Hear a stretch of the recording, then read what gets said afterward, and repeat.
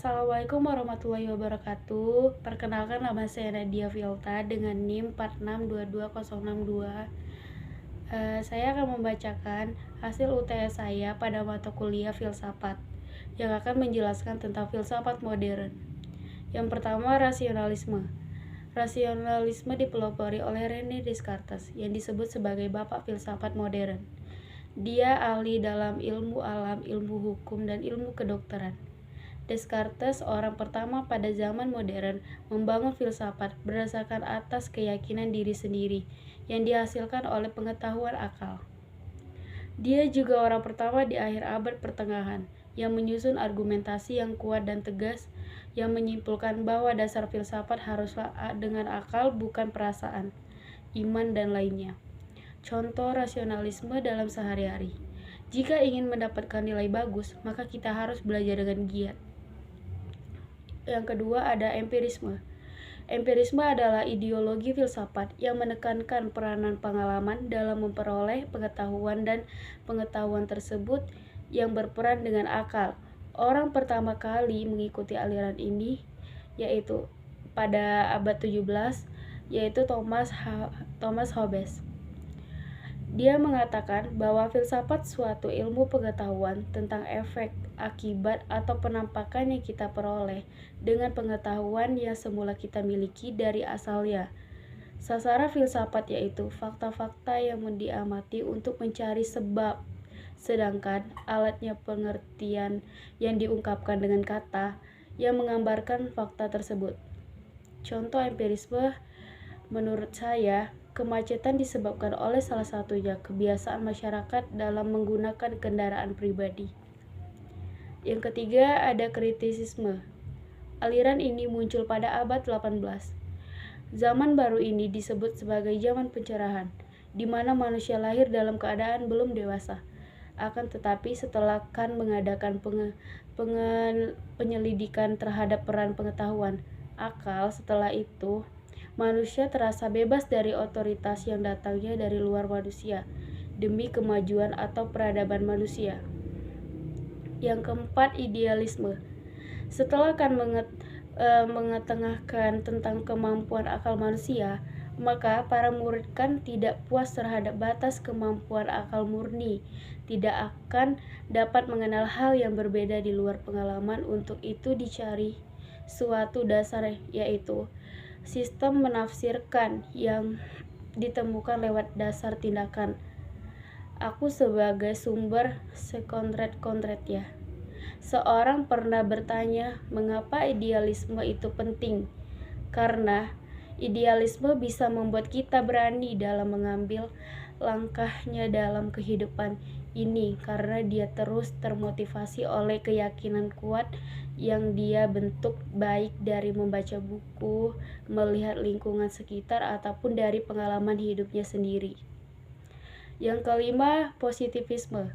Lahir pada abad ke-19, titik tolak pemikirannya, apa yang telah diketahui adalah yang faktual dan yang positif, sehingga metafisika ditolaknya. Paham positivisme muncul karena beberapa sebab yang melatar belakanginya, di antaranya yang pertama ketidakpuasan terhadap dominasi positivisme, terutama terhadap latar belakangnya yang naturalistik dan deterministik. Yang kedua ada reaksi terhadap kepercayaan akan apa yang disebut sebagai kemajuan abad ke-19. Yang keenam ada evolusionisme dipelopori oleh seseorang zoologi yang mempunyai pengaruh sampai saat ini, yaitu Charles Robert. Dia Darwin. Ia dominasi akan pemikiran filsafat. Manusia akan cenderung meningkat jumlahnya di atas batas bahan-bahan makanan. Dengan demikian, untuk mengatasi hal tersebut, manusia harus bekerja sama, harus berjuang di antara sesamanya untuk mempertahankan hidup. Yang ketujuh ada materialisme. Julian Delametre mengemukakan pemikirannya bahwa binatang dan manusia tidak ada bedanya. karena semuanya dianggap sebagai mesin. Contoh, rumah adalah kebutuhan dari setiap orang untuk berteduh. Namun, orang yang materialis justru beranggapan bahwa kepemilikan terhadap rumah bisa dijadikan alat untuk mengubah status sosialnya. Yang kedelapan, Neo-Kantianisme. Herman Kohn memberikan titik tolak pemikirannya, mengemukakan bahwa keyakinannya pada otoritas akal manusia untuk mencipta. Mengapa demikian? Karena segala sesuatu itu baru dikatakan ada apabila terlebih dahulu dipikirkan. Contoh Kantianisme. Seorang pembunuh yang bertangkap pihak kepolisian maka harus dihukum. Bagi orang penganut paham Kantianisme, pembunuh tersebut harus dihukum tepat sesuai dengan aturan hukum yang berlaku. 9. Pragmatisme.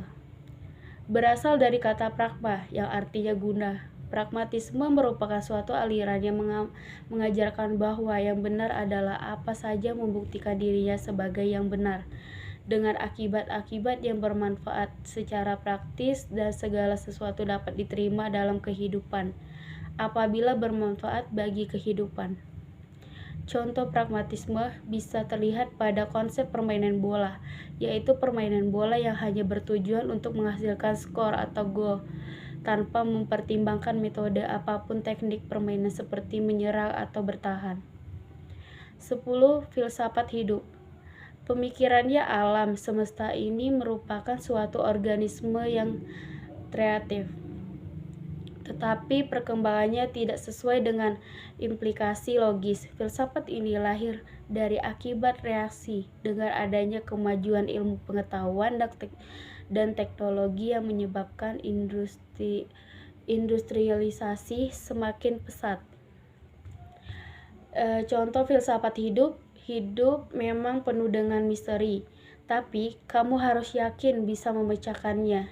Jika kamu mencari satu orang yang mengubah hidupmu, lihatlah di cermin. Jangan takut menghadap masa depan.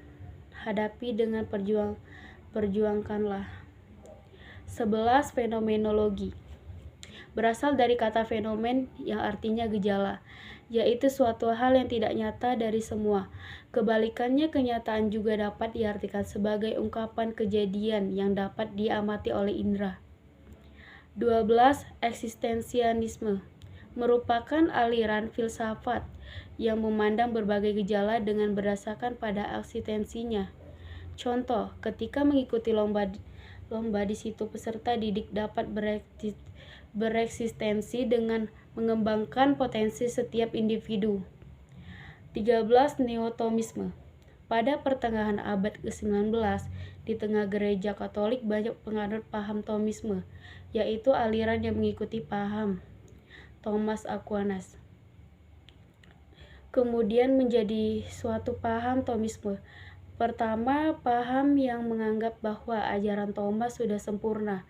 Kedua, paham yang sudah menganggap bahwa walaupun ajaran Thomas telah sempurna, tetapi masih terdapat hal-hal yang pada suatu saat belum dibahas. Ketiga, paham yang menganggap bahwa ajaran Thomas harus diikuti, tetapi tidak boleh beranggapan bahwa ajaran dia betul sempurna. Sekian dari saya. Wassalamualaikum warahmatullahi wabarakatuh.